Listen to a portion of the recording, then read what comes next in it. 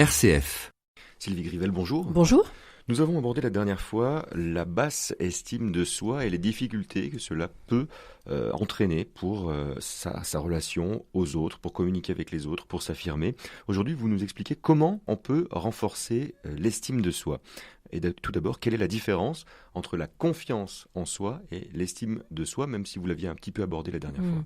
Voilà, en quelques mots, la confiance en soi, c'est la relation de soi à l'action.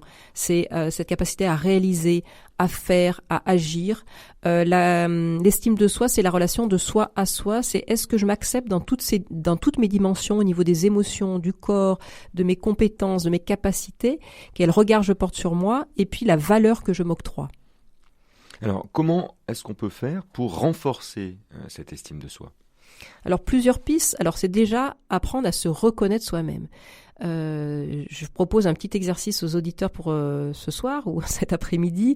C'est lister 10 qualités que vous possédez, 10 qualités, compétences, capacités que vous possédez. Alors souvent, quand je propose cet exercice, c'est waouh, mais j'ai pas ça, moi, tout ça. Donc c'est déjà un bon test, ça nous donne c'est un indicateur un peu déjà de notre estime de nous-mêmes. Donc lister, voilà, faire cette liste pour avoir conscience de ses compétences, de ses capacités, de ses qualités.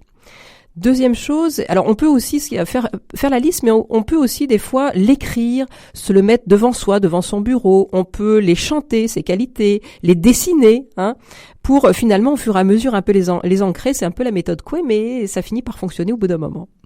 Ou alors aussi créer une boîte de caresses. C'est toutes ces caractéristiques, je les mets dans une boîte et tous les soirs ou tous les matins, je tire un petit papier. Et puis ça me fait du bien, voilà, savoir que j'ai toutes ces qualités. Vous appelez ça une boîte de caresses ? Oui, la boîte de caresses. J'avoue que c'est pas de moi, je l'avais lu dans un livre, mais je sais plus dans quel livre j'avais lu ça. Et puis il y a aussi d'apprendre à s'accepter sans se juger. Alors c'est pas se dire je suis comme ça, j'y peux rien. Si j'ai un comportement, une caractéristique de moi que je n'apprécie pas, c'est juste d'en faire le constat et se dire voilà, comment je peux progresser pour faire différemment et agir différemment. Relatif à la communication, je suis nulle, je sais pas dire non. Non, ça va pas m'aider à progresser. Ok, aujourd'hui je ne sais pas dire non.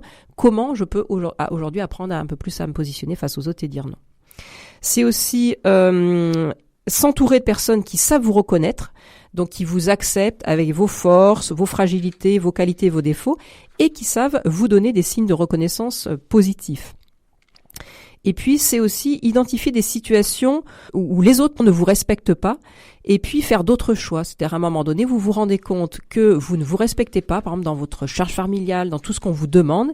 Et c'est à un moment donné de savoir dire stop pour, justement, un peu aussi participer à la restauration de l'estime de vous-même en disant, je suis quelqu'un d'important, j'ai de la valeur et moi aussi, j'ai le droit de faire des choses qui me conviennent et non pas être uniquement un soutien à la famille, quoi.